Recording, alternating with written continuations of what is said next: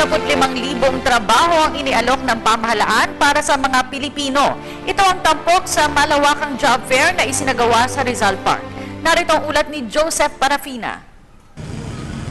Halos di mahulugang karayom ang bilang ito ng mga aplikante sa ginawang job fair ng Department of Labor and Employment.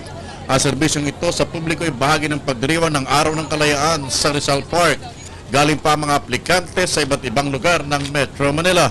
Ang iba mga bagong graduate, samantalang iba naman ay mga nagre-reapply para maranasan naman ang iba't ibang klase pa ng hanap buhay. Ayon sa DOLE, dinano nila itong mabuti para ang usapin ng mismatching sa mga aplikante at kumpanya ay di na maging dahilan para mahirapan sa paghahanap ng mapapasukan. Sa araw na ito ay meron kaming 147 employers participating dito sa ating job fair. And we are offering 66,000 vacancies.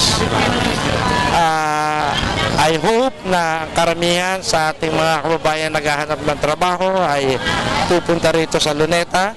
Galing pa sa malayong lugar ang tatlong magkakaibigang ito. Para kay Jessa na wala pang karanasan, tanggap na niya na madaling maghanap ng trabaho.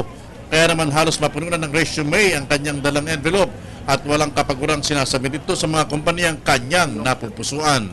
Ganito lang po talaga, kailangan masipag at syaga para makuha yung inaasam na trabaho. Ganito lang naman yan sa simula pero pag nakapagtrabaho na, okay na.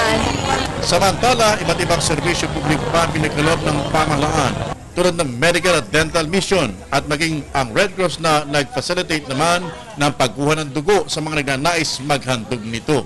Bukod pa sa libreng pagkain na ipinagkaloob ng libre sa mamamayan.